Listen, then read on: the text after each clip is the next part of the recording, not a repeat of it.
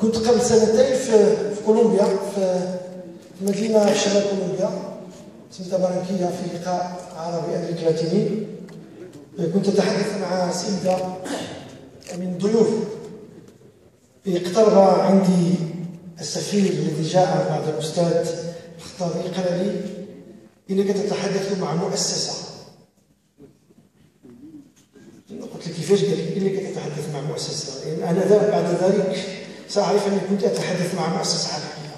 اقتربت مني هذه المؤسسة، سألتني من أين أنت؟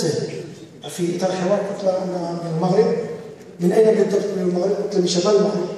قالت لي من أرض السفير. نعم. قالت لي إنه أحسن سفير في العالم. شكرا لك. أشكر تواجدكم معنا في هذا الملتقى الكريم.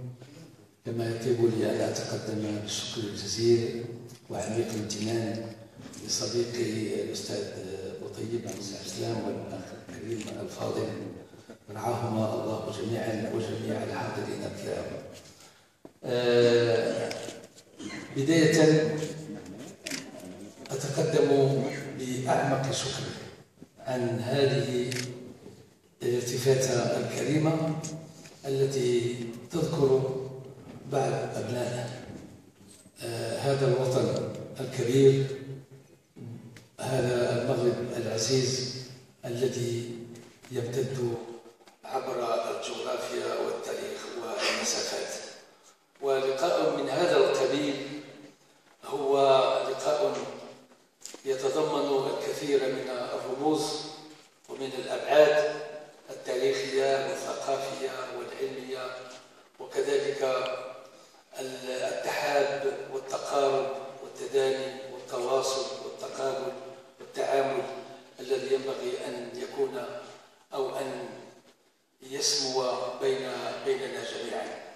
فهذا المغرب كما استمعنا قبل قليل من الإخوة الذين سبقونا إلى هذا المنبر هو عبارة عن فسيفساء يتكون من عدة أجناس وإثنيات وأصول وأعراق إلى آخره، وكلنا يكون هذا الصرح الكبير الذي يسمى المغرب.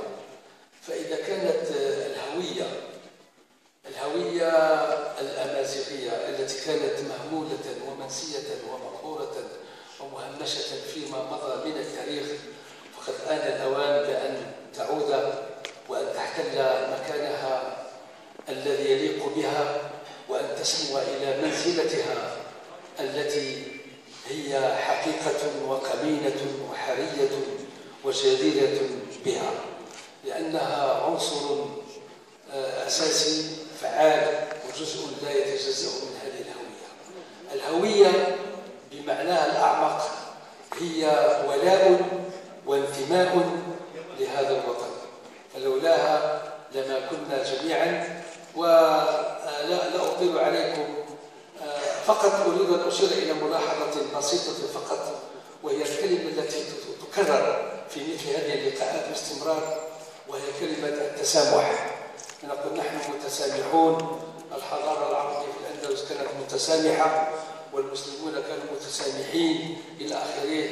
أنا أرجو منكم أن نستبدل هذه الكلمة كلمة التسامح، لأن فيها نوع من التعالي، نوع من التكبر. الذي يتسامح يكون هو الأقوى، يسمح للآخر. بدل التسامح ينبغي أن نستعمل كلمة الاحترام متبادل بيننا. إذا احترمنا أنفسنا احترمنا الجميع، وهذا ما أكده في الكتاب الهويات القاتلة للكاتب اللبناني الشهير أمين معلوف. وشكرا لكم إخواني الأعزاء.